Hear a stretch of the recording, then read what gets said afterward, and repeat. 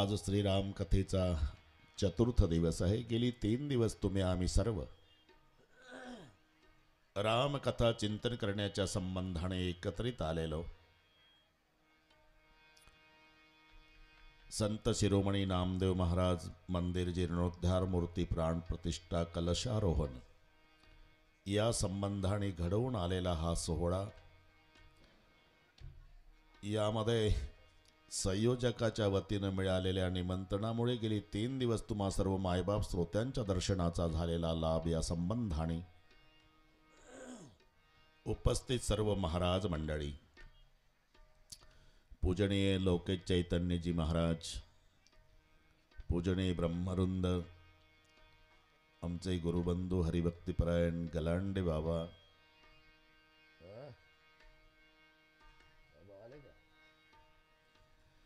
दादा पाटील महाराज, काशीनाथ आबा महाराज, खाली बसलेल्यातले सर्व महाराज, प्रथमतः येथील सर्व महात्मे मंडळीला, महाराज मंडळीला व्यासपीठावरून मनोभावे वंदन.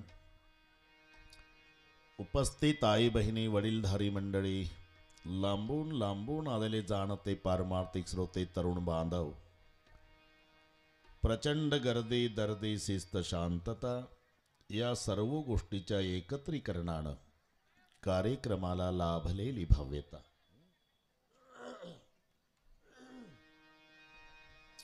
आपण कालपर्यंत कथा श्रवण केलेली आहे, सीता स्वयंवर कथा. आज नियोजित वेळेमध्ये आपणाला केवट कथेपर्यंत पोहोचायचं आहे. रामचंद्र प्रभूच्या गळ्यामध्ये सीतामाईने पुष्पमाला अर्पण केली, पण सीतामाई पाया पडत नाही. बाकीच्या सख्या विनंती करू लागल्या, सखी कहई प्रभू पदगौ सीता, अरे पैर पडो ना. नाही का? तुम्हाला माहिती नाही ग, याच्या पायाच्या स्पर्शाने एका दगडाची बाई झाली. मी आता नवरीच्या वेशात, माझ्या बासिंगाला हिरे, पाया पडण्यात संबंध हिऱ्याचा आला तर सगळ्या हिऱ्याच्या बाया होतील, त्या माझ्या सवती होतील, अख्खा प्रेमाचा वाटप होईल. रामाचा पद लागता जडशिळा झाली त्वरे कामिनी, या लागी मीन नमी रघुत्तम पदी, भाळी सुरत्ने भली, रत्नांच्या विवती सुरम्य सवती, होतील माते यदा, रामाची बहु अप्रीती मजवरी, होईल गे सर्वदा. म्हणून सीतामाई पाया पडत नाही. पण झालं काय?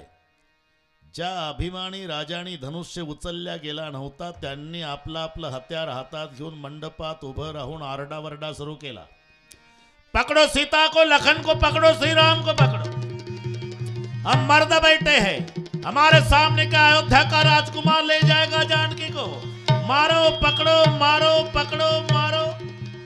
जिधर उधर शोर मचा दिया अभिमानी राजाओं ने. उसी समय परशुराम जी का आगमन. पितु समेत कही कही निज नामा, लगे करण सब दंड प्रणामा. पितु समेत कही कही निज नामा, लगे करण सब दंड प्रणामा, लगे करण सब दंड प्रणामा. पितु समेत कही कही निज नामा, लगे करण सब दंड प्रणामा.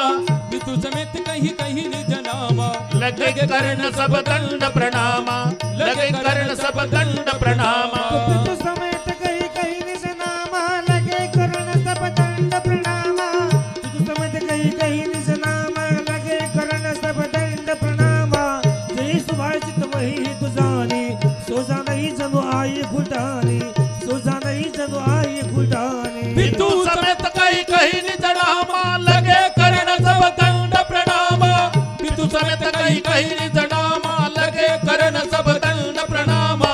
जय सुभाषित वही तुझानी, सो जाने ही जनु आई घुटानी, सो जाने ही जनु आई घुटानी, सो जाने ही जनु आई घुटानी.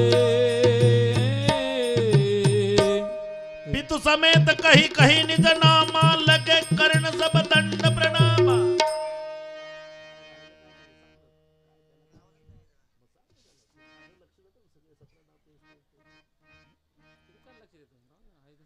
हेच आवाज जास्त आहे बरं.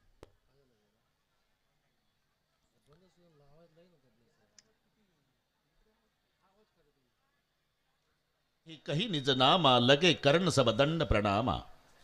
आपल्या आपल्या बापाच्या आजोबाच्या नावाचा उल्लेख करून साष्टांग दंडवत. बाबा, मी अमुकाचा नातू, अमुक माझे आजोबा, मी अमुकाचा मुलगा, अमुक माझे वडील. तुम्ही आमच्याकडे चातुर्मास थांबला होता ना, तेव्हा सफरचंद, द्राक्षी, चिकू मीच आणून द्यायचो बाबा. उद्देश एकच, बाबानं मारू नये. आणि जेव्हा परशुरामजींनी स्वयंवर मंडपाच्या महाद्वारात उभं राहून प्रचंड गर्दी बघितली, तिथूनच आवाज दिला, जनक, यहां इतनी भीड़ क्यों? आपको पता नहीं 21 बार निक्षत्रिय पृथ्वी करने वाला मैं परशुराम दुनिया में जिंदा हूं तो मेरी इजाजत लिए बिगर क्षत्रिय सम्मेलन क्यों रखा है? आता जनक जी भयभीत, विश्वामित्र तटस्थ, राम शांत, लक्ष्मण क्रोधायमान. जेव्हा परशुरामजी स्वयंवर मंडपाच्या मध्यभागी आले आणि धनुष्याचे 2 तुकडे बघितले, आता क्रोध अनावर झाला. राजा जनकाचा हात धरून जनकाला एवढ्या समाजात माग पुढे ढकलू विचारलं, ए मूड जनक, धनुष किसने तोड़ा है? जिन्होंने धनुष तोड़ा होगा समाज से विलग कर दो, वरना सबकी हत्या कर डालूंगा, मार डालूंगा सभी को. कौन है धनुष भंग करने वाला? रामचंद्राने विचार केला की माझ्या सासऱ्याला किती धमकावण्याचा प्रयत्न केला तरी सासरा म्हणणार नाही बापूनं तोडलं म्हणून, कारण त्याच्या मुलीच्या कुंकवाचा प्रश्न आहे. म्हणून स्वतः रामचंद्रजी पुढे येऊन अति नम्रतेनं म्हणाले, नाथ संबुधन भंज निहारा हो को एक दास तुम्हारा. धनुष्य भंग करने वाला आपका कोई सेवक होगा बाबा. सेवक नहीं राघव, सेवक तो सेवा करता है, दुश्मनी का काम किया है. कौन है वो? जेव्हा रामचंद्र प्रभूला धमकावू लागले तेव्हा लक्ष्मणजी म्हणाले, बाबा, चांगल्या माणसासोबत माझ्या भावाची मुलाखत घडवून आणली नाही तुम्ही, कारण माझा दादा राम केवढा शांतने पांढऱ्या दाढीचं कुराडवालं केवढं रागेड, तिथं मी पाहिजे होतो बाबा, देता का परवानगी? आणि विश्वामित्रजीच्या लक्षात आलं की ते लक्ष्मणरावचंच काम आहे. हळूच सांगितलं काना, जावं लखन. आणि जेव्हा लक्ष्मणजी आले परशुरामजीच्या पुढे, आगीत रॉकेल वतावं असे पहिले शब्द उच्चारले. बहुत धनुष्य तोड़े उलर काई, हमने तो बचपन में ऐसे कई कमठे तोड़ डाले महाराज. बचपन में, आता 15 वर्षाचा आहे आणि बचपन में म्हणतो. आणि कमठे ते बांबूचं आणतात ना आजोबा लोक नातवाला खेळण्यासाठी जत्रेतून, त्याला कमठा म्हणतात. रावणासारख्यानं हालत नाही, त्याला कमठा म्हणतो लक्ष्मण, ते परशुरामाच्या पुढे. ऐसे तो कही कमठे बचपन में तोड़ डाले महाराज. ए राजा के बालक, मुंह संभाल के बात कर, कमठा बोलता है क्या रे? धनुष्य काय सामान्य आहे?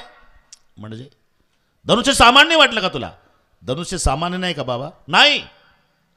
मग धनुष्य सामान्य नाही हे तुम्हीच कबूल करता महाराज, तर त्याला तोडणारा सुद्धा सामान्य नसावा असं का नाही वाटत? का वाद घालता? मग तो परशु घेऊनच धावले. मारा जाएगा ये बेटा अपने माँ की गोद खाली करेगा. रामचंद्र जी पुढे आले, जाने दो बाबा, जाने दो, छोटा भाई है, बच्चा है, उसके मुंह में दूध भरा है. दूध नहीं राघव, जहर भरा है, जहर. तू इतना सीधा साधा है तो टेढ़े स्वभाव वाला भाई साथ में क्यों रखता है? लक्ष्मण जी म्हणाले, बाबा पुन्हा उत्तर द्यायचा योग आहे, जाओ लखन. पुन्हा आले, बराबर है महाराज, मेरे भाई की मेरी प्रकृति जुलती मिलती नहीं है, क्योंकि मेरा भाई सीधा साधा और मैं टेढ़े स्वभाव वाला, लेकिन तुम्हारी मेरी प्रकृति जुलती मिलती, आप भी टेढ़े और मैं भी टेढ़ा, तो आपके साथ रहूं. मग तो पुन्हा धावले.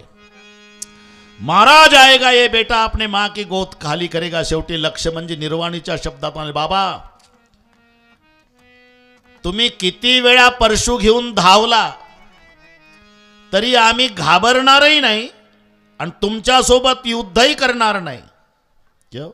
हमारा भी एक नियम है महाराज, जिसके गला में जनवा और भाल पे चंदन, उसका रक्षण करने के लिए क्षत्रियों की संतान होती है, आक्रमण के लिए नहीं. और आपको लगता होगा बाबा कि ये बच्चा डर की मारे ऐसी बात कर रहा, तो अभी भी समय गया नहीं बाबा. एक काम करो, क्या? जनवा निकाल के फेंक दो, चंदन मिटाओ, बाद में परशु दिखाओ महाराज, तब पता चलेगा सुमित्रा मां के दूध में कितनी ताकत है. आता रामचंद्राला वाटलं पार लक्ष्मणानं कळस केला. म्हणून प्रभूला घाई घाई यावं लागलं। जाने दो बाबा, जाने दो, छोटा भाई है, बच्चा है, उसके मुंह में दूध भरा है बाबा। बाबा गुनाहगार तो मैं हूँ बाबा, जो कुछ ताडण करना है मुझे करो बाबा, अपराधी मैं हूँ बाबा। म्हणता म्हणता रामचंद्र प्रभूने आपल्या अंगावरचं वस्त्र बाजूला केल्यामुळे प्रभूची छाती उघडी पडली आणि उघड्या छातीवरचं भृगु ब्राह्मणाच्या लातेचं चिन्ह परशुरामाने बघितलं। बस बुद्धीचे दरवाजे उघडले गेले। या कृतीतून रामचंद्रजीला हे सांगायचं आहे, बाबा तुमच्यासारख्या ब्राह्मणाच्या लाता खाण्यासाठी अवतार घेतोय मी, तुमच्यावर हत्यार उगारण्यासाठी नाही। तरी खात्री करून घेण्यासाठी परशुरामजींनी आपल्या जवळचं धनुष्य पुढं केलं तर आपोआप श्रीरामापर्यंत पोहोचलं। खात्री पटली, अवतार झालेला आहे। आत्तापर्यंत सद्गतीत क्रोधायमान परशुरामजी सद्गतीत झाले, अंग रोमांचित झालं, कंठ दाटून आला, दोन्ही हात जोडले आणि दोन्ही हात जोडून दोन्ही बंधूला क्षमा मागून दोघांचं स्तवन करते। जय रघुवंश सुरवी प्रधेनु हितकार, हे गो ब्राह्मण प्रतिपालक प्रभु, अनुचित बहुत कयो अज्ञाता, अज्ञान के भांति कुछ बोल गया हूँ, क्षमो क्षमा मंदिर दो भ्राता, दोनों भाई मुझे क्षमा करो। कही जय जय जय रघुकुल केतु, भृगुपती गए बनई तप हेतू। परशुराम जे निघून जातात, आता राजा जनकाच्या डोळ्याला आनंदाश्रूच्या धारा लागल्या। आनंदाश्रूच्या धारा का? सध्या सगळे जग ज्याला लट लट लट लट कापतय, असा परशुरामासारखा वीर एवढ्या समाजात ज्याच्या पायावर डोकं ठेवून दर्शन घेतो, तो श्रीरामासारखा जावाई पठ्ठ्याला मिळाला, याचा आनंद आवरेना। आणि मग डबडबल्या डोळ्यानं जनक राजे विश्वामित्राला म्हणाले, बाबा मेरे लिए क्या सेवा है। तसं स्वयंवर काल झालं तरी पण विधिवत लग्न सोहळा पूर्णत्वास नेण्याकरता आपण एक काम करा जनकजी, पत्र तयार करा, ते पत्र दूतांच्या करवी अयोध्येत पोच करा आणि राजे दशरथजीला सन्मानित करून इथे बोलवून घ्या, म्हणजे विधिवत लग्न सोहळा पूर्णत्वास नेता येईल। पत्र तयार झालं। पत्र घेऊन मिथिला नगरीचे दूत अयोध्येकडे यायला निघाले। दूत अवधपुर पठवू जाई, आनैन रूप दशरथई बुलाई। पत्र घेऊन अयोध्येचे मिथिलेचे दूत अयोध्येकडे यायला निघाले। लोकेश चैतन्यजी आता कथा बदल करतात, तुलसीजी आता अयोध्या डोळ्यापुढे आणा। ज्या दिवसापासून राम लक्ष्मण विश्वामित्रा संवैत गेले होते, त्या दिवसापासून अख्खं नगर राजमहाला सगळे उदास झालेले होते। कधी कधी जेवताना राजे दशरथजी हातात घास घेतला की दोन्ही लेकराची आठवण यायची आणि विचार करायचे, मैं महल में भोजन करता हूँ लेकिन जंगल में मेरे लाल क्या खाते होगे। बाबा के साथ गए हैं, घूमने नहीं गए, संघर्ष करने गए, कुछ कम ज़्यादा तो नहीं हुआ होगा ना, अभी तक संदेशा भी नहीं आया है। आणि मग आठवण मुलाची आली की घास टाकून द्यायचे, ताट सारून द्यायचे, न जेवता उठायचे। आठवणीनं डोळे भरून यायचे आणि वस्तुस्थिती आहे हे बाप झाल्यावर कळतं, मुलांना त्याचं महत्त्व नाही। बापाला विचारा, दारोड्या मुलाचा बाप, एकुलता एक मुलगा, बाप वारकरी आहे, मुलगा व्यसनी आहे। बाप रोज संध्याकाळी हरिपाठ करतो, मुलगा पावल्या खेळतच येतो। ही मराठी कळते तुम्हाला? तिकंड हरिपाठातल्या पावल्या नाही, त्याच्या पावल्या 90च्या आहे, हा ना। त्याचा नियमच आला की बुट्टा भरली लात आपल्या बापाच्या कंबरड्यात घालायची, खाली पडला की दुसरी पेकाटात। रोज त्याचा नियम बापाला 2 बुट्टा भरल्या लाता घालणे, रोज। तो मुलगा दळवी पाटील सतत 3 दिवस आला नाही, अजिबात नाही आला। लोकेश चैतन्यजी, लाता खाणारा बाप 4थ्या दिवशी काठी टेकत काठी टेकत काठी टेकत अख्ख्या गावात फिरतो आणि आपल्या वयाचे जेवढे म्हातारे त्यांच्याजवळ रडतो, रडून विचारतो, आबा, तात्या, नाना, काय लेख दिसला का हो माझा?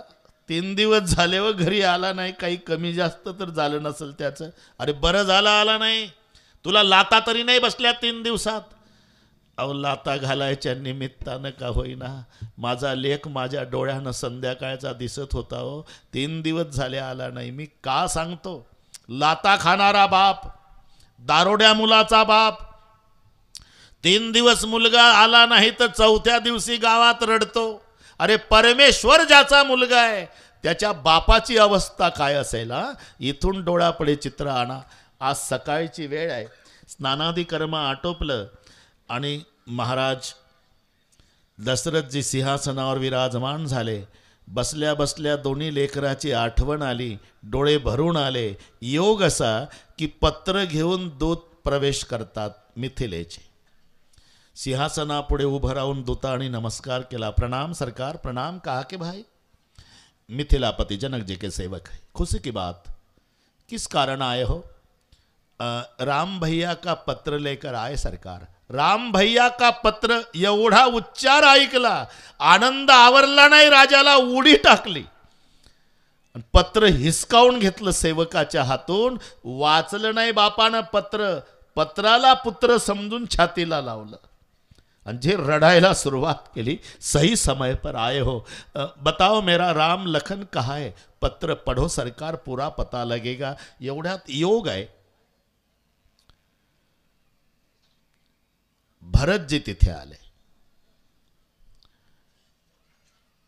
आणि भरतानं दृश्य पाहिलं. माझा जन्मदाता बाप छातीला कागद लावून रडतोय. रो रहे पिताजी, तुम्हारे राम भैया का पत्र आया बेटा. मेरे भैया का पत्र हिसकावून घेतलं भरतानी. वाचलं नाही. आपल्या भावाचं पत्र डोक्यावर ठेवलं. डोक्यावर पत्र ठेवून भरत राजवाड्यात नाचला. आज पहिल्यांदा हे सावत्र बंधूचं प्रेम प्रगट झालं. शत्रुघ्नाची तीच अवस्था झाली. थोडं चित्र डोळ्यापुढे आणा. पत्रात काय लिहिलं हे कोणालाच माहिती नाही. बाप रडतोय म्हणून मुलं रडतात आणि मुलं रडतात म्हणून राजवाड्यातले सदस्य रडतात. वार्ता वाऱ्यासारखी पसरली. प्रचंड गर्दी राजमहालात झाली. रडारड सुरू झाली. पत्रातला मजकूर कोणी वाचलेला नाही. इतक्यात वसिष्ठ आले. वसिष्ठाने सर्वांना शांत केलं आणि पत्र स्वतःकडे घेतलं आणि धीर गंभीर आवाजामध्ये वसिष्ठजींनी पत्राचं वाचन सुरू केलं. लोकेश चैतन्यजी एक एक प्रसंग शिष्याचा वाचून पराक्रमानं ऐकून छाती भरून यायची गर्वानं. वसिष्ठजीची थांबायची. दुसरा प्रसंग वाचायचे. ताटिका वधापासून सुरुवात होती. परशुराम बिदाईपर्यंत पत्र. तुमच्या रामाला लक्ष्मणाला घेऊन जात असताना ताटिका नावाची राक्षसी आली. एकाच बाणात तिचा वध केला. पुन्हा थांबायचे. माझ्या यज्ञाचा विध्वंस करणारे राक्षस सुभाव आणि मारीची जाग्यावर मारला. सुभाऊ 400 कोस पाठवला मारीची. यज्ञ पूर्णत्वास गेला. नंतर तुमच्या रामा लक्ष्मणाला घेऊन जात असताना शापित अहिल्या तिचा उद्धार केला.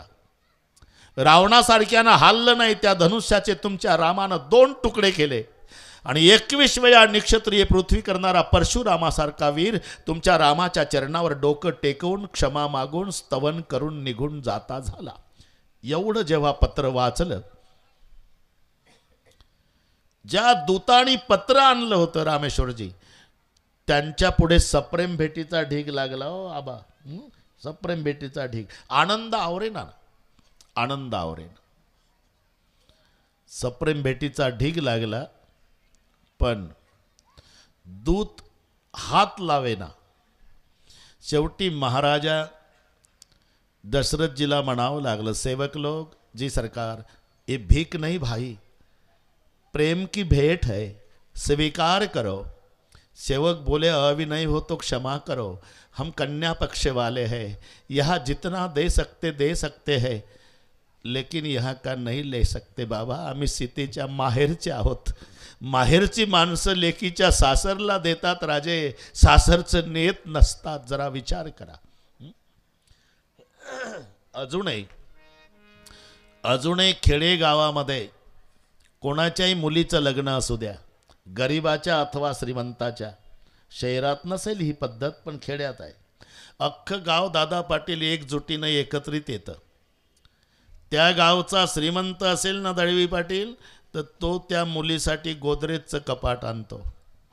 पण त्या गावचा झोपडपट्टीत राहणारा 2 शेळ्या चारणारा जर्मनच्या ताटात शिळीपाकी वली कोरडी भाकरी खाणारा, गाठी गाठीचं धोतर नेसणारा, फाटकी बंडी घालणारा, तो सुद्धा हिंगोलीला जातो आणि 25 रुपयाचं फुलपात्र आणतो का माझ्या गावची लेक नांदायला चालली म्हणतो.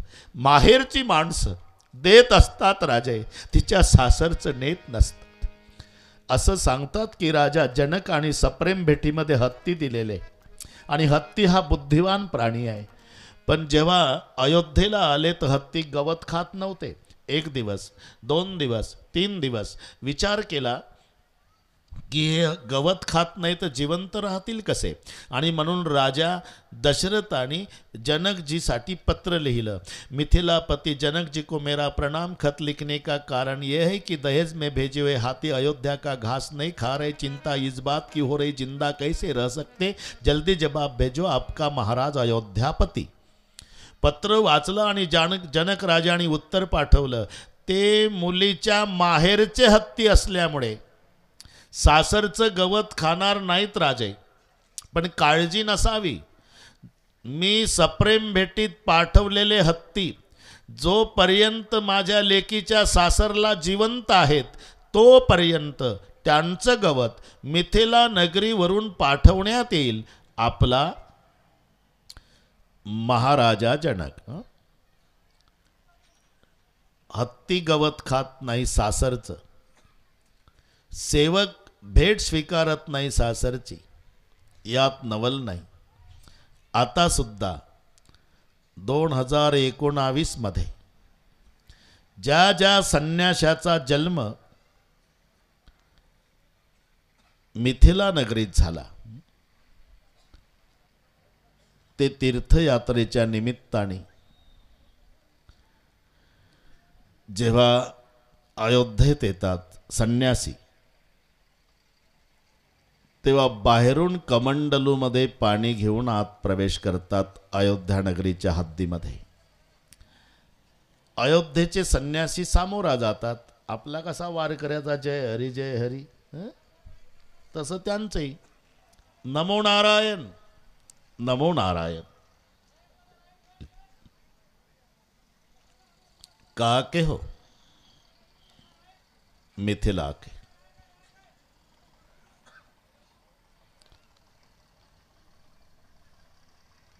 आपको पता है ना किस बात का?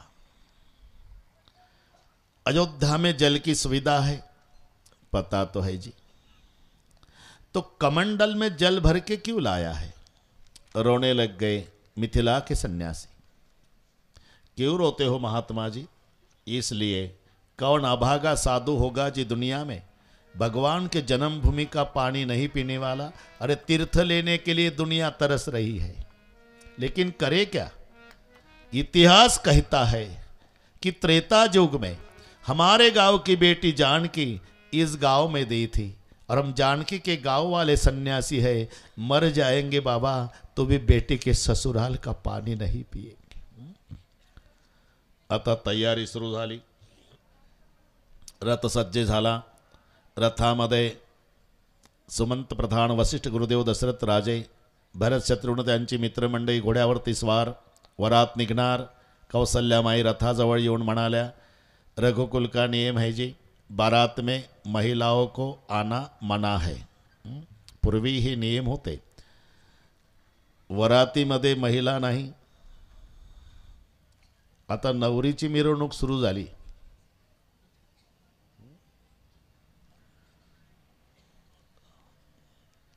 नवरी घोड्यावर, मिरवणूक. ठीक आहे, आनंद आहे, चल द्या. 2 ठिकाणी महिलांना प्रेत यात्रा आणि वरात. आपण पुराण पहा. स्वतःची पत्नी सुद्धा प्रेत यात्रेत नसते. धना आणि भूमाव. बस पुढचं उत्तर कळालं तुम्हाला. धना आणि भूमाव, पशवस्य गोष्टे, भार्या ग्रहद्वार. ती फक्त दरवाजापर्यंत येत असते. देहग्रहाची कामिनी ती तव राहिली भुवनी, मी जळतसे स्मशानी अग्नी सवे एकला. आपण अभंग शोधा हा? मी फालतू बडबड करीत नाही. देहग्रहाची कामिनी ती तव राहिली भुवनी. मी जळतसे स्मशानी अग्नि सवे एकला. पत्नी दारापर्यंत. एक छोटीशी मुलगी असायची नवरदेवासोबत, या पलीकडे नाही. म्हणून कौसल्या माई म्हणाल्या, तुम्ही पहा कौसल्या अक्षदा टाकायला नाही रामाच्या लग्नात आहे का. तो रघुकुल का नियम है महाराज, बारात में महिलाओं का आना मना है, हम नहीं आ सकते. लेकिन पुत्र विरह का दुख तो एक माँ जानते हैं ना. तो जितना जल्दी हो सके उतना जल्दी मेरे राम लखन को ले आओ. देवी चिंता मत करो. आणि वरात निघाली. जगातले सगळे शुभ शकून वरातीला सामोरा येऊ लागले. सगळे शुभ शकून. आज शकुनालाही वाटलं लोके चैतन्यजी की आपल्यालाही संधी आहे पवित्र होण्याची, कारण ब्रह्माचा बाप वरात घेऊन निघालेला आहे. ब्रह्माचा बाप. म्हणून सगळे शुभ शकून. हे नीट ऐका. रामायण विसरलं तरी चालेल पण हे फायद्याचं आहे तुमच्या. दाहीन काग सुकेत सुहावा, जाताना उजव्या भागाच्या शेतात बसलेले कावळे दिसणे हे शुभ शकून आहे. झाडावरचे कावळे नाही, बसलेले. कधी कधी 10-20 कावळे शेतात बसतात. लोकसभा असते तशा प्रकारचे बसतात ना कावळे. पण ते उजव्या भागाच्या शेतात पाहिजे. उजव्या भागाच्या शेतामध्ये बसलेले कावळे दिसणे हे शुभ शकून आहे. दाहिन काग सुकेत सुहावा. उजव्या भागाच्या शेतात बसलेले कावळे दिसले जाताना की समजायचं आपलं काम आजचं 2.25% यशस्वी होणार. हे नीट ऐका. आता टवकारूनच ऐकणार आहे तुम्ही. दाहिन काग सुकेत सुहावा. नकुल दर्शप काहू पावा. मुंगूस दिसणं. मुंगूस कोणत्याही कामाला निघा, मुंगूस दिसला ना समजायचं काम चांगलं होणार. सानुकूल त्रिविध बयारी. 3 प्रकारचा वारा. शीतल, सुगंधी आणि मंद याला म्हणतात त्रिविध बयारी. सगट सबाल आवबरू नारी. डोक्यावर पाण्यानं भरलेला माठ घेऊन महिला दिसणं हे शुभ शकूनच आहे. पण तिच्या कडेवर तिचं छोटं बाळ असणं ही दुधात साखर. म्हणून सघट सबाल 2 शब्द आहे. डोक्यावर पाण्यानं भरलेल्या माठासह आणि कडेवरच्या लेकरासह महिला हे शुभ शकून. लोवा फिरफिर दरसू दिखावा. लोहा शब्दाचा अर्थ रमेश बाबा नांदेड जिल्ह्यातला तालुका नाही, लोहा. लोवा. लोहा शब्दाचा अर्थ मराठीत कोलं होतं, एवढं लक्षात घ्या. कोलं. कोलं दिसणं सुद्धा शुभ शकून आहे. सुरभी सन्मुख शिशुई पिलावा. वासराला पाजत पाजत गायीचं सामोरून येणं हे शुभ शकून. मृगमाला फिरदहिनी आई मंगल गणजन दिन दिखाई. हरणाचा कळप डावीकडून उजवीकडे आडवा जातो समजायचं शुभ शकून आहे. छेम करिका छेम विशेषी श्यामा बाम सूत्रप्रदेखी. डाव्या भागाच्या वृक्षावर कोकळी पक्षाचं गायन चालू हे शुभ शकून आहे. सन्मुख आई दधी अरू मीना. दही विकणारी महिला आणि मासे विकणारा कोळी दिसणं ही शुभ शकून आहे. करपुस्तक दै विप्र प्रवीणा. हातात वेदाचं पुस्तक घेतलेले ब्राह्मण दिसणं. बरं का ब्राह्मण देवा, वेदाचं पुस्तक हे शुभ शकून. एवढे शुभ शकून जर तुम्हाला घडले तर समजायचं काम आजचं यशस्वी होणार. पण काय, शकुनाचं आयोजन नसावं. नाही ते एखादा म्हणू शकतो ना, अरे त्या मावशीला सांग रे, काय पाण्यानं भरलेला माठ डोक्यावर आणि लेकरू कडेवर घेऊन चौकात उभी राह म्हणा, तुला 500 रुपये रोख. तुझ्या बापानं ठेवलं का हे? पैशाच्या मस्तीत बोलतो का का? अरे अचानक आयोजन नहीं होना चाहिए जो अचानक होता है. नहीं तो 4 मुलं चालले मुलगी बघायला, तरुण पोरं. उधर कौन है रे? अरे वो गैया बछड़े को दूध पिला रही, उसको लाठी मारकर इधर भेज दो, हम लड़की देखने जा रहे हैं. अरे वो आप शकुन हो जाएगा, वो शकुन. आयोजन नहीं होना चाहिए जो अचानक असं मजल दर मजल करीत करीत करीत अयोध्येचा समाज मिथिलेच्या सीमेवर आला. 2 सागराचं मिलन झालं. 2 सागर म्हणजे अयोध्येचा जनसागर, मिथिलेचा जनसागर. तिकडून सर्वात पुढे महाराजा जनक बंधू कुशकेतू शतानंद विश्वामित्र राम लक्ष्मण. इकडून सर्वात पुढे महाराजा दशरथ सुमंत प्रधान वसिष्ठ आणि भरत शत्रुघ्न. मंगर साहेब मिलन. आता जनक राजे दंडवत घालायच्या उद्देशानं निघाले घाई. तेवढ्या चपळ्यानं दशरथजी निघाले. जवळ जवळ आल्यावर राजा जनकाला दंडवत घालू दिला नाही. कडकडून मिठी मारली राजा दशरथानं आणि खांद्यावर मान टाकून जनकानं रडणं सुरू केलं आणि सांगितलं, बाबा मैं कन्या का पिता, आप पुत्र के पिता हो. कन्या के पिता का अधिकार छोटा होता है, पुत्र के पिता का अधिकार बड़ा होता है. मुझे पैर पडणे दो. मुलीच्या बापानी कसा व्यवहार करावा हे जनकापासून शिका, पण मुलाचाही बाप केवढा नम्र असावा हे दशरथापासून शिका. दशरथ जी म्हणाले, मिथिलापति आप कन्या के पिता हो, मैं पुत्र का पिता. कन्या का पिता दाता होता है, पुत्र का पिता याचक. मैं तेरे दरवाजे का भिकारी हूँ, मुझे स्वीकार लेना. अरे कुठं लावायचं हे? 2 गुंठे ऊस असतो नवरदेवाच्या बापाकडे, 2 गुंठे. आणि त्या 2 गुंठ्यातला ऊस बांगर साहेब गाजर गवताना दिसत नाही, अशी अवस्था. तरी लग्नात रुसून बसतं नवरदेवाचा बाप. इकडचे बाप चांगले असतील हे सगळे तिकडचे सांगतो. मग ते पाहुणे चला ना पुढं, नाही येणार. त्याला माहिती आहे पुन्हा कोण कुत्र विचारतंय आपल्याला, एवढीच संधी आहे. चला पुढं, नाही येणार म्हणत होता. काय झालं काय? मी बाप आहे नवरदेवाचा. सगळ्या पाहुण्यांना माहिती आहे तुम्ही नवरदेवाचे वडील. चला पुढे, नाही येणार. काय झालं काय? नवरदेवाचा बाप लेका, तुझंच नाव छापलं ना पत्रिकेत नवरदेवाच्या नावापुढं. तूच का स्वतः भरल्या मंडपात संशय घेतो? चल ना पुढं. नाही. अरे काय झालं काय? मला का पहिला पटका नाही बांधला? अरे काय बिघडलेले का नाही बांधला तर 2 गुंठे उसनं गाजर गवत बसला रुसून. अरे हे भगवंताच्या बापाची नम्रता पा. मैं तुम्हारे दरवाजे का भिकारी हूँ, मुझे स्वीकार लेना. म्हणून रामकथा म्हणजे आमच्या जीवनातल्या प्रश्नांची उत्तर आहे, जरा लक्षात घ्या. आणि हे पहा, मुलीच्या बापाने स्वतःला कमी समजायचं कारण नाही. कोण आहे मुलीचा बाप? दाता. दाता का म्हणतात त्याला? दान करतोय म्हणून. जो दान करतो त्याला दाता म्हणतात रामेश्वरजी. मग दान शब्द मुलीच्या बापाकडे लागतो. पुत्रदान आहे का? कन्यादान. बरोबर आहे ना? मग दान करतो तो दाता आणि मागायला येतो तो भिकारी. नाही म्हणू आपण, याचक. याचक अर्थ एकच आहे. नालायक म्हटलं काय, लायकीचं नाही म्हटलं काय मराठी. ते होतं काय, लायकीचं नाही म्हटलं की बरं वाटतं, नालायक म्हटल्यावर राग येतो. अर्थ एकच असतो. तसं भिकारी नको, याचक. हां, मैं तुम्हारे दरवाजे का भिकारी हूँ. बस सर्वांचं स्वागत झालं, सर्वांचं मिलन झालं, योग्य निवास मिळाला.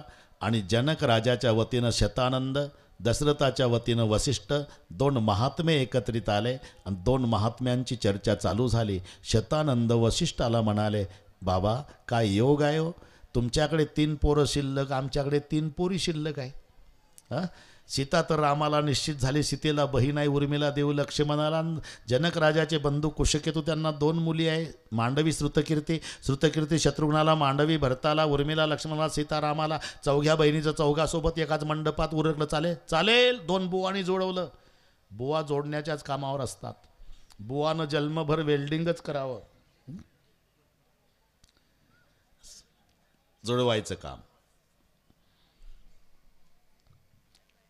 जनक राजाला शतानंदजींनी सांगितलं, दशरथाला वसिष्ठाने, की आम्ही असा निर्णय घेतला. ठीक आहे बाबा, तुम्ही कराल ते. जनकाने म्हटलं नाही मुलं बघायची, दशरथाने म्हटलं नाही मुली बघायच्या. तुम्ही कराल ते बाबा. याला म्हणता संताची पायी, हा माझा विश्वास. आणि झालं लग्न, ठरलं. मुहूर्त निघाला. मार्गशीर्ष महिना, शुद्ध पक्ष, पंचमी तिथी, गोरज मुहूर्त. रामचंद्राचं लग्न झालं, तो महिना मार्गशीर्ष आहे. मार्गशीर्ष का निवडला? हे 75 विभूतीमध्ये मार्गशीर्ष महिना ही भगवंताची विभूती आहे. मासानाम मार्गशीर्षोहम. शुद्ध पक्ष आहे, पंचमी तिथी, मुहूर्त गोरज. गोरज म्हणजे गायी वासराच्या ओढीनं घाई चरून येतात रानातून आणि त्यांच्या खुरानं जी धूळ उडते ती पांढरी धूळ मावळत्या सूर्याच्या तांबड्या किरणात पिवळी दिसणे, त्या कालावधीला म्हटलेला आहे गोरज मुहूर्त. गोरज मुहूर्त. म्हणून तुम्ही पहा मारवाडी समाजामध्ये या मुहूर्ताला अधिक प्राधान्य. सायंकाळचे लग्न आमचं 12:30चं असतं, 3:45ला लागतं, आमचं जाऊ द्या. गोर त्याला हिंदीमध्ये धेनू धुरी म्हटलेलं आहे. धेनू धुरी बेला बिमल सकल सुमंगल मूल. धेनू धुरी. मोठा मंडप टाकला. ते काही तासाभरात चालता ते चालणारे लग्न नव्हते लोक चैतन्यजी. हा फार मोठा कालावधी आहे. त्याचा घरी जाऊन अभ्यास करा. 2च तास शिल्लक राहिले. किती दिवस वास्तव्य सासूरवाडीला होतं. रामचंद्र आणि लक्ष्मण विश्वामित्रा समवेत जेव्हा मिथिला नगरीत आले त्या दिवशी धनत्रयोदशी आहे, म्हणजे दिवाळीच्या आधी 2 दिवस. घरी गेल्यावर करा याचा विचार. धनत्रयोदशीला आले. लग्न झालं मार्गशीर्ष शुद्ध पंचमी आणि लग्न आटोपून वरात वापस निघाली त्या दिवशी होती वसंत पंचमी. हे घरी गेल्यावर डोके चालवा, आता इथं नकोच. धनत्रयोदशीला आले, मार्गशीर्ष शुद्ध पंचमीला लग्न उरकलं आणि तिथून पुढे पंक्तीचे कामं सुरू झाले.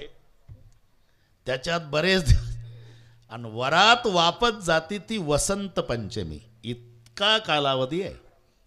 मोठा मंडप टाकला. मंडपाचं सौंदर्य, मोठा मंडप आपलाही तसाच आहे आबा, काही कमी नाही. आज काही काटकसर नाही, पण भरला बाबा, मंडप भरला बरं का. पण काहीच फायद्याचं झालं, ऊन असल्यामुळे खुर्च्या घेऊन बरोबर. आता वातावरणही स्वच्छ झालं. बस आनंद आहे. अजून 4 दिवस हा सोहळा आहे. न भूतो न भविष्यती सोहळा झाला आपला. त्या मंडपाचं सौंदर्य पाहण्यासाठी सगळे होते. काही 1000 डोळ्याचे, काही 8 डोळ्याचे, काही 12 डोळ्याचे, काही 3 डोळ्याचे, बाकी 2 डोळ्याचे. हे आकडे लक्षात घ्या. 1000 डोळ्याचा इंद्रदेव, 12 डोळ्याचा कार्तिक स्वामी, 8 डोळ्याचा ब्रह्मदेव, 3 डोळ्याचा महादेव आणि बाकी 2 डोळेवाले. पण कोणाच्या नेत्राची तृप्ती झाली नाही सौंदर्य मंडपातलं पाहून. इतक्यात ब्रह्मदेव रुसला आणि निघाला. ऋषी फुगवे तेव्हापासून आहे. तेव्हा त्या रोडवर पहिली कमान आहे का नाही, तिथं नारदजी उभे होते. ब्रह्मदेव निघाल्यावर, अरे कुठं चालला पप्पा, लग्न लागायचंच आहे. नारदाचा बाप आहे तो. नाही थांबणार मंडपात. काय झालं? मला का स्थान नाही पूजेचं. नारदाला वाटलं आता आपल्या बापाला एवढ्या समाजात कसं बोलावं, म्हणून नारदानी ब्रह्मदेवाला तिकडे हळदीच्या रानात नेला. हळदीच्या एकटा तिकडे आहे ना, आणि सांगितलं 4ही डोके गहाण ठेवून आला का म्हाताऱ्या लग्नाला. बापाला बोलतोय म्हणजे म्हणतोस तुझ्या बापाचं लग्न आहे ना, बापाच्या लग्नात लेकरं असतात का मांडवात, आणि आला ना स्थान मागतो का पूजेचं. ते नाही गो, ते KG2ला KG2ला असेल ते. मम्मी स्वयंपाक करत होती, कपाट उघडं होतं, याच्या मायबापाच्या लग्नाच्या फोटोचं अल्बमच सापडलं याला. बसलं चाळत. याला नवल वाटायचं. मम्मी जिलबी खाऊ घालते पप्पाला, पप्पा लाडू खाऊ घालतो मम्मीला. कुठे काकाचा फोटो, काकीचा फोटो, गावच्या ब्राह्मणाचे सगळ्याचे फोटो याच्याच दिशेना. याला वाटलं एवढं प्रेम आहे डॅडीचं मम्मीचं, माझा फोटो का नाही घेतला. दिलं ना अल्बम फेकून स्वयंपाकघरात. मम्मी काय जिलबी खाऊ घालते पप्पाला, पप्पा लाडू खाऊ घालतात तुला. कुठे काकाचा फोटो, काकीचा फोटो, मामाचा, मामीचा, गावच्या ब्राह्मणाचा, सगळ्यांचे फोटो घेतले, माझा का नाही घेतला. मम्मी तर हादरलीच. पण मम्मी हुशार, मम्म्या हुशारच असतात. मम्मीच्या लक्षात आलं याच्या बाजूनं बोलल्याशिवाय प्रकरण शांत होत नाही. मम्मी म्हणाली, कितीदा म्हटलं मी तुझ्या पप्पाला आपल्या लग्नात पिंट्याचा फोटो का नाही घेतला म्हणून. काय म्हणले पप्पा? घ्यायचाच नव्हता म्हणले मला. का? विचार ना त्यांना ऑफिसमधून आल्यावर. आता जेवून घे. नाही जेवत येऊ दे पप्पाला. नाही जेवलं दिवसभर. आणि त्याचं पप्पा आवडीचा खाऊ बटर घेऊन आलं नेहमीचं. बाहेरून दाखवला, घे रे बटर, फेका गटारात. का? नाटकं करता प्रेमाची. काय झालं? अख्खा अल्बम चाळलं. जिलेबी खाऊ घालता मम्मीला, मम्मी लाडू खाऊ घालते. काकाचा फोटो, काकीचा, गावच्या ब्राह्मणाचा, सगळ्यांचे फोटो घेतले. माझा का नाही घेतला? अरे ते आमच्या लग्नातले फोटो असतील रे. तुमच्या लग्नातच म्हणतो ना मी. अरे मी तुझा बाप. मग तुमचा पिंट्या नाही का? अरे कसा फोटो काढता येईल? मग सगळ्यांचे कसे काढले? अरे मूर्खाच्या बच्चा, बापाच्या लग्नात लेकरं नसतात तर फोटो कसा काढता येईल? तसं ते हळदीतलं सांगतो, हळदीतलं. नारद म्हणला, या बापाचं लग्न. बसला रुसून, होय आतमध्ये. बस आता तिकडे विरोधकाची मीटिंग सुरू झाली. इंद्राकडे, काही करा, काही करा, मुहूर्त टाळा. याचं लग्न मुहूर्तावर लागलं तर याच्या जीवनात विघ्न नाही. हे वनवासात येत नाही. पत्नी रावण चोरत नाही, रावण मरत नाही, त्याची देवता सुटत नाही, बंदीखान्यातून काही करा, मुहूर्त टाळा. तेव्हा इंद्रानं 14 मिनिट मुहूर्त टाळला. रामाचं लग्न 14 मिनिट उशिरा लागलं तर 14 वर्षाचा वनवास झाला. आमचं 3.5 तास लेट लागल्यावर काय होत असेल? घरी जाऊन डोके चालवा. अरे मुहूर्त काढता कशासाठी? छापण्यासाठी नाही, सांभाळण्यासाठी. ब्रह्मवृंदाने तो मुहूर्त काढून दिलेला असतो. 2 जीवाचं मिलन त्या मुहूर्तावर झालं तर त्यांचं भावी आयुष्य सुख समृद्धीचं जात असतं. पण मुहूर्त सांभाळायचा असतो. मुहूर्त महत्त्वाचा. आता ते नवीन पद्धत निघाली. ते नाचणारे पोरं ऐकत नाही. बरं 10च असतात बरं का. ते 10च असतात. खर्च नवरदेवाचा असतो. उष्णता त्यांच्या पोटात असते म्हणून ते कोणाला जुमानत नसतात. 3-3 तास 3:30 वाजले तरी नाचणं चालू असते. पाहुणे मंडळी म्हणतात, काय भानगड आहे, 12:30चं लग्न, आता 3:30 वाजले, काय चाललं काय हे? शेवटी स्वयंपाकवाला आचारी येतो. पाटील इकडे या. काय तुम्ही म्हणला होता स्वयंपाक 12:30ला तयार ठेवा. मग आता 3:30 वाजले राव. आंबट वास यायला लागला. आणि मग मुलीचा बाप अक्षरशः येऊन त्या मुलांना लोटांगण घालतो. तुमच्या पाया पडतो पोरं हो, तुमच्या पाया पडतो रे, माझी अब्रू जाण्याची वेळ आली बाबा, चला जा तुम्ही, खुशी करू द्या आम्हाला. ते 10 नाही ऐकत. ते 10,000 लोकांना शिक्षा देतात. ते 10 टाळके. म्हणून मला तरी असं वाटतं की सध्या गावोगावी एक गरम रक्ताच्या मुलांचं मंडळ स्थापन करावं बांगरसेठ. 10च पोरं पाहिजे. 10च पोरं गरम रक्ताचे. आणि त्यांच्याजवळ ऊसातल्या शेवऱ्या असतात का नाही, त्याचे ओले दांडके द्यायचे. ओले चांगले असतात. आणि त्यांचं नाव ठेवायचं दांडक मंडळ आपलं सहर्षे स्वागत करीत आहे.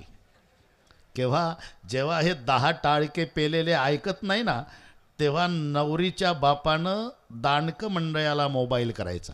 हॅलो दांडक मंडळ, हां चला स्वागताला. पार कपडे फाटेपर्यंत बदलायचे, काही पाप लागत नाही. नवरदेवाला आणायचं, वेळेवर लग्न लावायचं. वधूवर जन्मभर दांडक मंडळाला आशीर्वाद देतील. तुमच्यामुळे आमचं कल्याण झालं म्हणतील. मुहूर्त सांभाळ. अरे कुठेतरी हे थांबवलं पाहिजे. कुठंतरी 3-3 तास नाचायचं. नाचण्याच्या विरोधातलं बोलणं नाही आमचं. जरूर नाचा, 3 तास नाचा, पण 12:30ला लग्न आहे ना, मग 9ला नाचणं सुरू करा. 12:15पर्यंत नाचा आणि त्याला 12:30ला आणा आणि लग्न मुहूर्तावर. अरे तुमच्या 3 तासाच्या डिस्कोनं त्याचा जन्माचा डिस्को होतो, याची काय वाट आहे? आता एक नवीन पद्धत आहे बांगरसेठ. ते 10 VIPचा सत्कार करतात स्टेजवर. त्यांची भाषणं, नवरदेव नवरी उभे, 10च असतात. ते 10,000 पाहुणे मंडपात आहे आणि 10 प्रमुखांचा सत्कार चालू आहे. सगळे पाहतात. मी असं विचारतो, त्या मंडपात तुमच्यावर प्रेम करणारा एक गरीब असेल, तुम्ही त्याच्या झोपडपट्टीत जाऊन त्याला पत्रिका दिल्यापासून त्याचा आनंद आवरत नव्हता. स्वतः साहेब आले होते, स्वतः पाटील आले होते, स्वतः मालक पत्रिका घेऊन आले होते. कधी जातो लग्नाला असं झालं त्या गरीबाला. त्याचा आनंद आवरेना त्याला. का? मालकानी पत्रिका माझ्या झोपड्यात आणून दिली. त्याच्याजवळ तिकिटाला पैसे नाही बांगरसेठ. बिना चपलाचं आलं, चालत आलं, त्याचंही तुमच्यावर तेवढंच प्रेम आहे. असे कितीकच पाहुणे बसलेले असतील आणि तुम्ही जेव्हा 10 प्रमुखांचा सत्कार करता स्टेजवर, दुसऱ्या बाजूनं विचार करा, त्याच वेळी 9,990 पाहुण्यांचा जाहीर अपमान करता. म्हणजे तुम्हाला दाखवायचं आहे हे 10च आले लग्नाला आणि तुम्ही आले बुंदी खायला बाकीचे. अरे तिथं ते महत्वाचं नाही, फक्त वधूवराला प्राधान्य देऊन मुहूर्तावर लग्न लावा. त्यांचे सत्कार तिकडे खोलीत जाऊन करा, काही दाखवायची गरज नाही.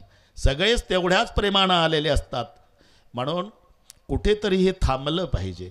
वधू आणि वर त्यांच्या जीवनातला हा अविस्मरणीय प्रसंग आहे. हे तर पटके बांधणं शाली घालणं चालूच आहे जन्मभर. त्या दिवशी तरी त्या दोघाला जीवनातला प्रसंग आहे, त्यांच्या मुहूर्ताचा संबंध आहे, त्या दिवशी तरी त्यांना प्राधान्य द्या.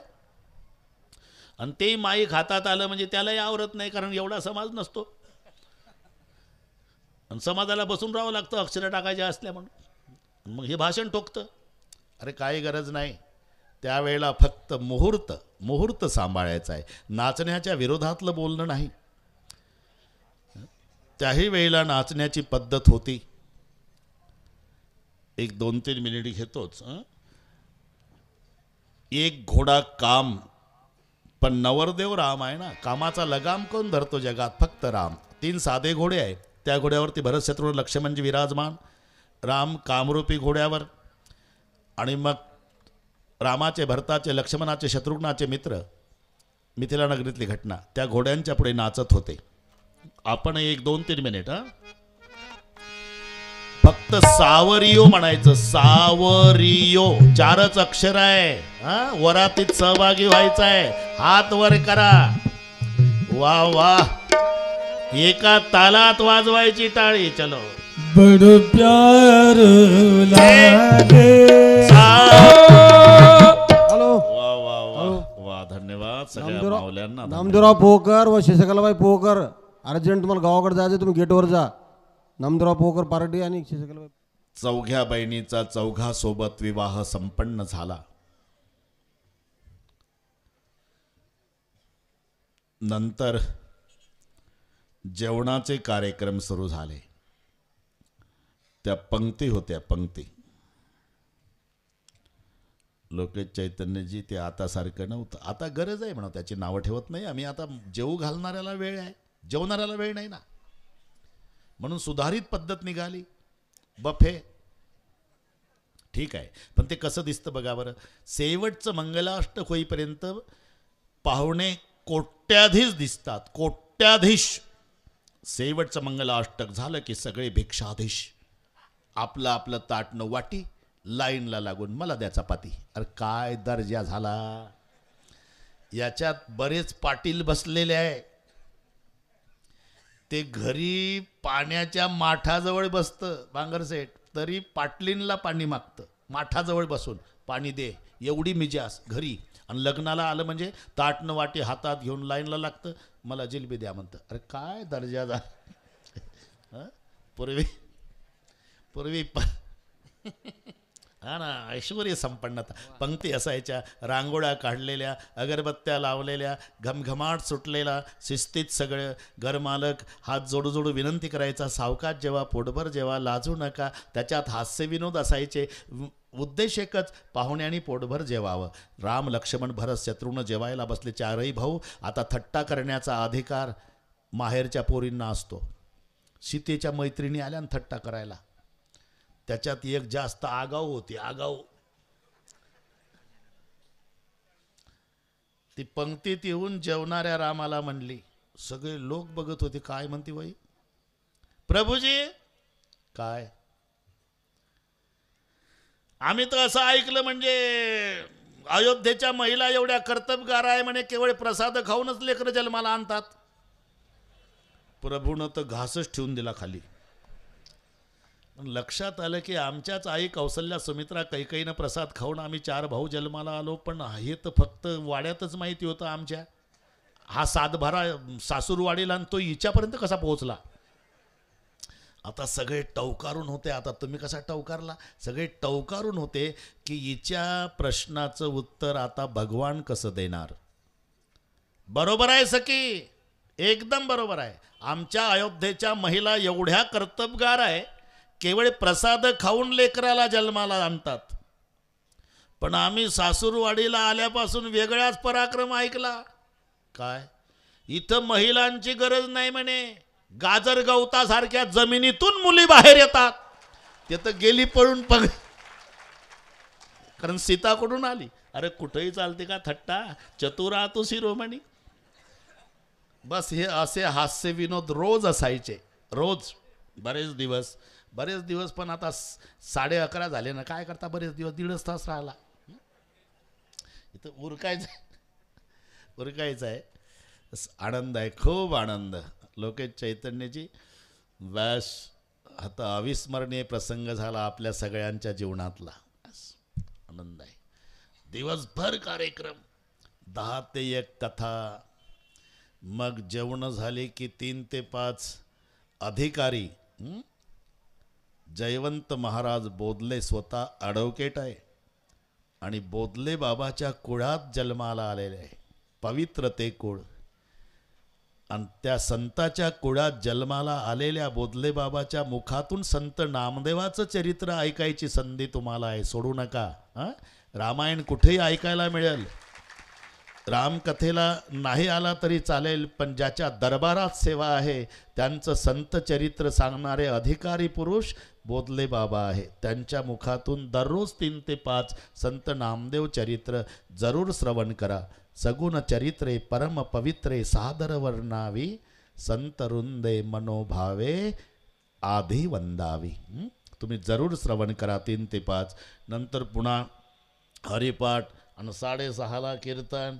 रेलचेल आहे. म्हणून ह्या माऊल्या पुरुष सगळे, लहान लेकरापासून तरुण मंडळी, एका मायेची लेकरं होऊन या कामाला लागली. सकाळी 9:30ला आले, मग 9लाच जातात घरी. तोपर्यंत कोणी जात नाही. बस आनंदही आनंद आहे. आमचे लवकर 4च दिवस संपले. 3च राहिले होता. हा ना, 3च राहिले. आज दाजीबा पाटील नाही दिसत हो आपले.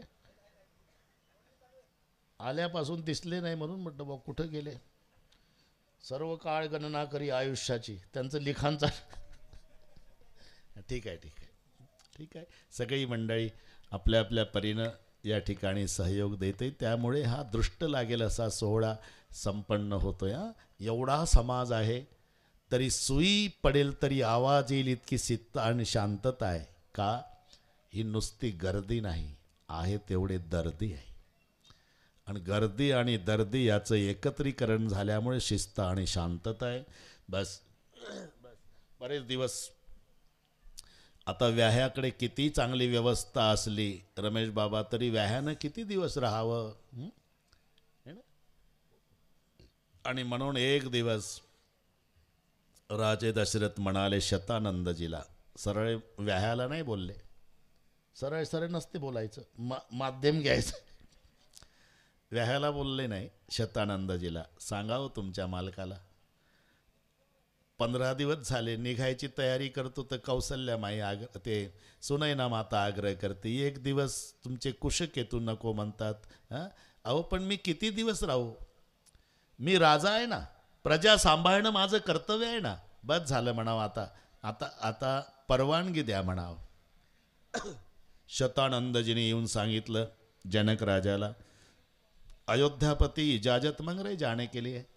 एवढ्या शब्दानं खय खय खय खय धारा लागल्या जनकाच्या नेत्राला. क्यों रो रहे, अकेले जाएंगे क्या अयोध्यापति, उनके साथ उनके 4 बेटे, मेरी 4 बेटियां भी जाएंगी, पूरा महल खाली हो जाएगा. तो महाराज, बेटी जाने के लिए तो जन्म लेती है ना, माँ बाप के यहाँ तो नहीं रह सकती जिंदगी भर. किसकी बेटी रुकी है, बेटी तो जाने के लिए जन्म लेती है. ठीक है, आप कहते तो आज नहीं, कल सुबह सीता को विदाई. जाहीर झालं, उद्या सकाळी सीता, उर्मिला, मांडवी, श्रुतकीर्ती 4ही बहिणी सासरी जाणार. जाहीर झालं. याचा परिणाम एकत्रित खेळलेल्या ज्या बालमैत्रिणी होत्या त्या आजच सकाळीपासून सीतेच्या, उर्मिलेच्या, मांडवीच्या, श्रुतकीर्तीच्या गळ्याला बिलगू बिलगू रडू लागल्या. जानकी, हमने सुना है तू कल जाने वाली, तू दुनिया की माँ हमारी बाल सखी बन के आई थी. ससुराल जाने के बाद गरीब को भूलना नहीं देवी. रडारड सुरू झाली. कोणी जेवत नाही, कोणी कोणाशी बोलत नाही. फक्त अयोध्येचा समाज नगराच्या बाहेर सप्रेमबेटीचं साहित्य वाहनात भरून सज्ज झालेलं आहे. संध्याकाळची वेळ झाली तरी कोणी जेवत नाही, कोणी कोणाशी बोलत नाही. हा परिणाम झाला. दुसरा दिवस सूर्योदय. राम, लक्ष्मण, भरत, शत्रुघ्न चारही पुत्रांना दशरथजी म्हणाले, जा सासूबाईच्या पाया पडून या. चारही जावाई आले. सुनैना मातेच्या पाया पडता सुनैना मातेनं आशीर्वाद दिला, भेट दिली. आणि चारही जावाई जेव्हा वाड्यातून बाहेर येतात अश्विन, तेव्हा 4 मुली इथून दिसेल तुम्हाला. सर्वात पुढे श्रुतकीर्ती, तिच्या मागे मांडवी, तिच्या मागे उर्मिला, सर्वात मागे सीता. आणि चारही मुली जेव्हा आईच्या पाया पडण्यासाठी येत आहेत, दासींच्या मध्ये बसलेली सुनैना. लांबून बघितलं, माझ्या चारही लेकी एकाच वेळी जातात. पाणी पाजायला कोणी नाही वाड्यात आमच्या उद्यापासून. म्हणून मायेचं रडणं सुरू झालं, शहनाईचे स्वर सुरू झाले. आणि जेव्हा चारही मुली, सर्वात पुढे धाकटी श्रुतकीर्ती आहे. श्रुतकीर्तीनं आईच्या पायावर डोकं ठेवलं. आईचे डोळे भरून आले. तोंडावून हात फिरवून रडू लागली सुनैना. श्रुतकीर्ती हात जोडून म्हणाली, माँ जा रही ससुराल, सुखी रहो बेटे, हमारी चिंता मत करो माँ. लेकिन चारों बहनें एक साथ जा रही माँ, पूरा महल खाली हो गया माँ. मांडवी पाया पडली. माता, ससुराल जा रही, बेटी सुखी रहो, हमारी चिंता मत करो माँ. लेकिन 4 दिन से देख रही, मेरे पिताजी ने भोजन नहीं किया माँ. भोजन नहीं करेंगे पिताजी तो तबीयत बिगड़ जाएगी माँ. पिताजी की तबीयत का ख्याल रखो माँ. उर्मिला पाया पडली. माँ जा रही ससुराल, बेटी सुखी रहो, हमारी चिंता मत करो माँ. लेकिन 4 दिन से मेरे पिता दीवाल पे सर पटक पटक के रो रहे माँ. रोते रोते पिताजी की तबीयत बिगड़ जाएगी माँ. पिताजी की तबीयत का ख्याल रखना माँ. सूत्र लक्षात घ्या.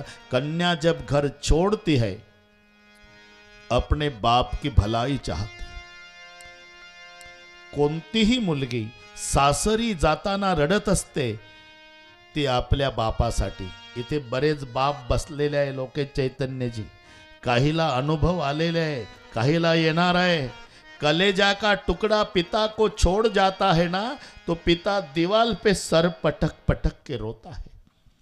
एकुलत्या एक मुलाच्या मरण्यानं न रडणारा बाप सापडल, पण लेकीच्या सासरला जाण्यानं बाप रडल्याशिवाय राहत नाही. केवढाही निर्दयी पुरुष असू द्या, त्या दिवशी नापास होतो. ज्या दिवशी बासिंग बांधलेली मुलगी, शहनाईचे स्वर सुरू झाले म्हणजे बापाजवळ येते आणि माय लेकराच्या तोंडाहून हात फिरवते, तशी आपल्या पप्पाच्या तोंडाहून हात फिरवून जेव्हा रडते, बाबा तब्येतीची काळजी घ्या, ढसा ढसा रडतो बाप. का? याचं उत्तर ऐका. लेकीचं निस्वार्थी प्रेम रडवतं बापाला. अरे काय स्वार्थ आहे का तिच्या प्रेमात? 22 वर्षे ज्या घराला माझं माझं माझं माझं माझं म्हणती ना, एका क्षणात सगळे सोडून देते हो. ही निस्वार्थी प्रेम, गंगेसारखं निर्मळ नातं. कोणाच्या जीवनात हा प्रसंग घडू नये, पण लोकेश चैतन्यजी मी नेहमी सांगतो, पाठ झाला तरी तुम्हाला तरी सांगतो, एवढ्या ज्या माझ्या माय बहिणी बसल्या आहे बरं का काशीनाथ बाबा, याच्यात असेल बिचारी एखादी दुर्दैवी माऊली. ती 2च वर्षाची होती, माय मेली. असेल एखादी 2 वर्षाची मेली आई. बरं दुर्दैव असं, तिच्या बापाला बाप नाही, बापाला आई नाही, बापाला बहीण नाही, बापाला भाऊ नाही, नात्या गोत्याचं कोणीच नाही. 30 वर्षाचा बाप, 2 वर्षाची लेक, काय दुःखाचा डोंगर कोसळला जीवनात. सगळे ते गावचं गाव मित्रमंडळी धावली, सांत्वन करण्याचा प्रयत्न केला. बाप ओक्साबोक्षी रडत होता आणि ते मुलगीचं रडणं 2 वर्षाच्या पाहून तर अख्खं गाव रडत होतं. आणि 10वा 14वीचा कार्यक्रम झाला.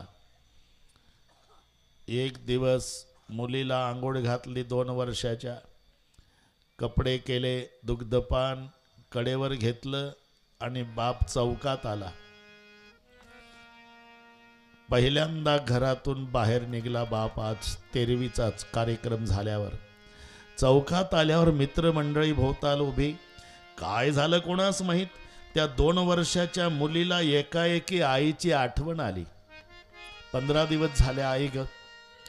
आणि बापाच्या गळ्याला बिलगून मुलगी रडू लागली. रोजच म्हणता पप्पा आईजवळ नेऊन देतो, आईजवळ नेऊन देतो, आईजवळ. किती दिवस झाले माझी ना आईची भेट नाही, आज माझ्या आईजवळ नेऊन द्या पप्पा. कारण बापाचा इलाज नव्हता हो. समजूत काढताना हे शब्द वापरायचा बाप. ते अजान लेकरू 2 वर्षाचं रोजच विचारायचं, मम्मी कुठे गेली पप्पा. बाप रडून म्हणायचा, देवाच्या घरी गेली बेटा. देवाचं घर कुठं असतं पप्पा. ते आकाशामध्ये तारे आहेत ना, तारे, तिथे देवाचं घर असतं बेटा, तिथं गेली तुझी मम्मी. आता माझी मम्मी मग देवाच्या घरून कधी येणार आहे पप्पा. आता कधीच नाही येणार बेटा. मग मलाच मम्मी जवळ नेऊन द्या पप्पा. उद्या, उद्या नेऊन दिल बेटा, उद्या. असं दररोज समजूत काढायचा बाप, दररोज. म्हणून आज रोजच म्हणताय तुम्ही मम्मी जवळ नेऊन देतो, मम्मी जवळ. किती दिवस झाले माझी ना आईची भेट नाही, आज माझ्या आईजवळ नेऊन द्या. आणि ते मित्रच रडू लागले, बाबा रे हे बघवत नाही रे आम्हाला, कसं सहन करशील रे. हे बघ सगळे आम्ही सगळे करतो, फक्त तू होकार दे, दुसरं लग्न कर. त्यानं सांगितलं, पांडुरंगाची शपथ घेऊन सांगतो, आमचं नवरा बायकोचं केवढं प्रेम होतं गावकऱ्याला माहिती आहे. आज हे लेकरू माझ्या पोटी जन्माला आलं नसतं तर तुम्ही दोघा नवरा बायकोला आम्हाला चितेवर एक पेटवलं असतं. पण मी जिवंत राहिलो या दुर्दैवी लेकीसाठी.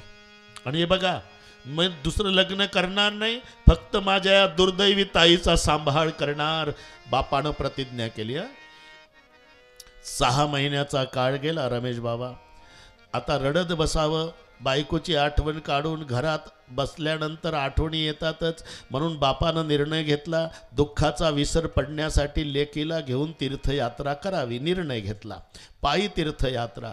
म्हणून बापानं सगळेच घेतलं. लेकरू आहे छोटं सोबत म्हणून अंथरूण पांघरून, थंडीचे कपडे, ते गरम कपडे, खाय प्यायचं सामान, स्वयंपाकाची भांडी, ताट वाटी तांब्या काय असेल ते पाठीवर बोझा बांधून घेतला आणि लेकरू कडेवर. आणि बाप यात्रेला निघाला.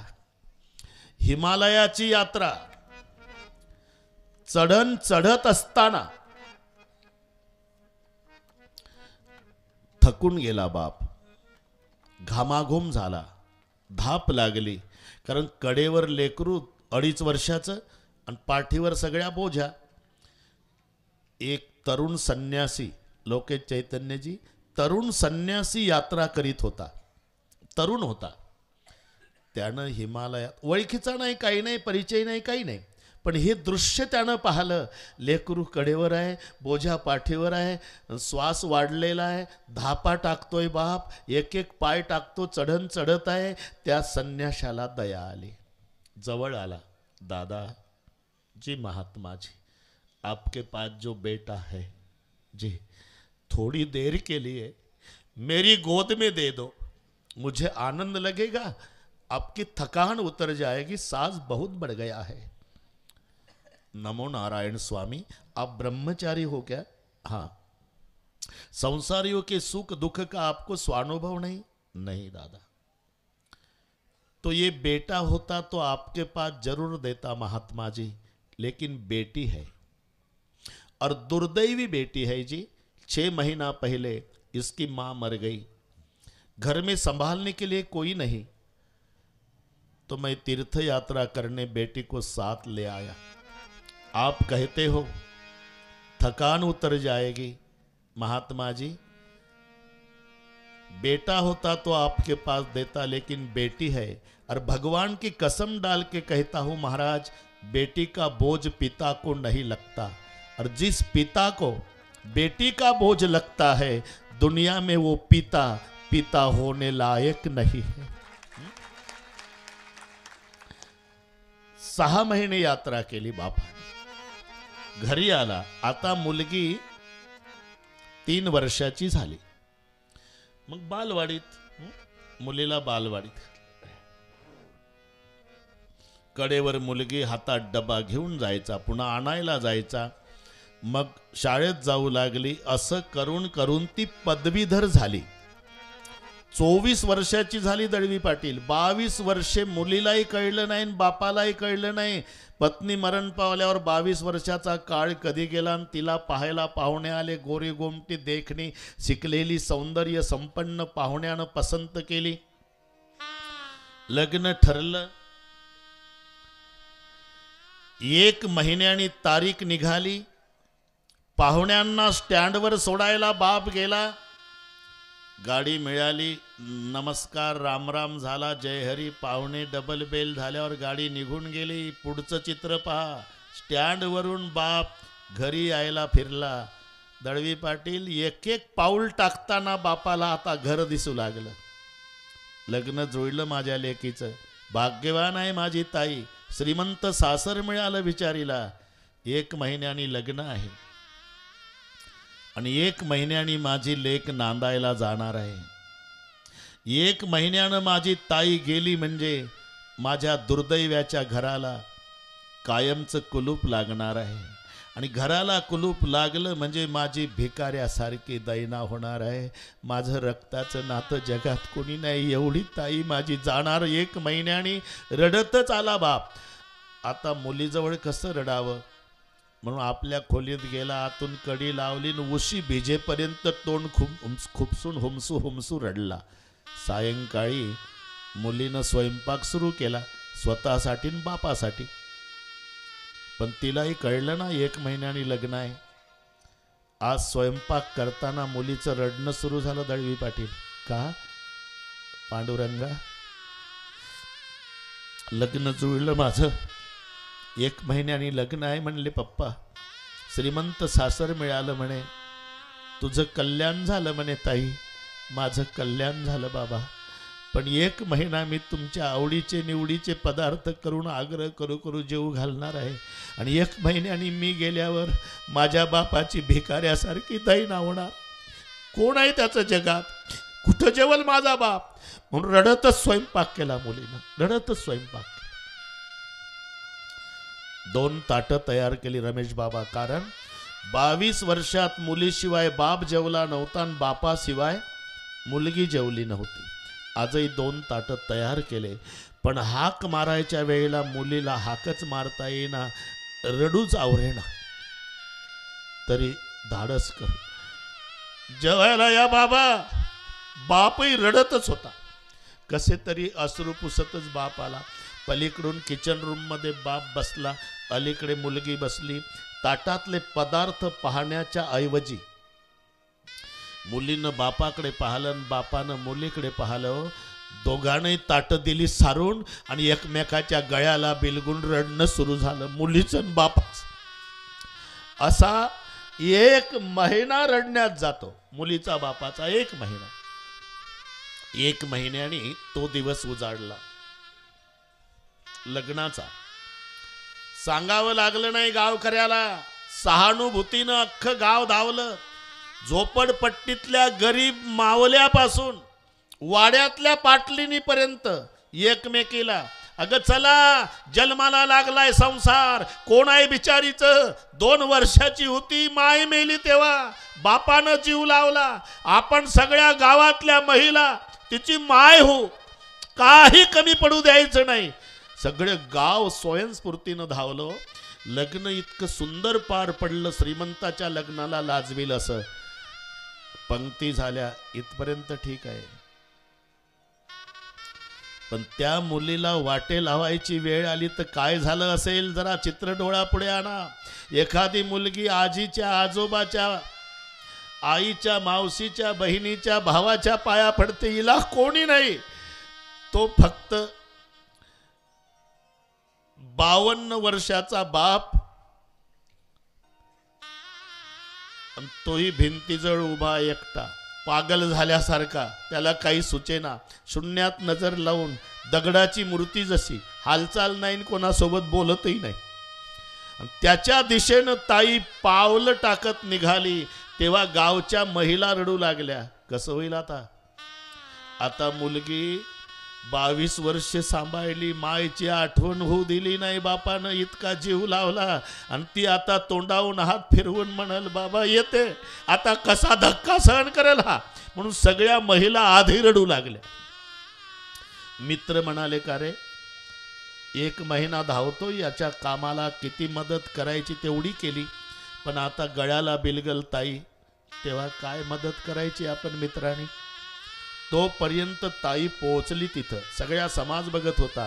खाली वाकली, बापाच्या पायावर डोकं ठेवलं मुलीनं, तरी बापावर काहीच परिणाम नाही, नुसता पागल झाल्यासारखा बघत होता शून्यात. मुलगी उठून उभी राहिली. आता रक्ताचं नातं आहे दळवी पाटील, मुलीला भरून आलं. बापाच्या तोंडावून हात फिरवला जशी माय लेकराच्या फिरवते, आणि जेव्हा गळ्याला बिलगून हंबरडा फोडला, बाबा येते आता, एवढ्या शब्दात बापानं पाठ फिरवली मुलीकडे आणि भिंतीवर डोकं बदलून घेतलं टेंगुळ येईपर्यंत. कसं तरी मुलीनं बापाला आवरलं, बाबा बाबा असं करू नका, वेळच्या वेळेला जेवण करीत जा बाबा, तब्येतीची काळजी घ्या बाबा,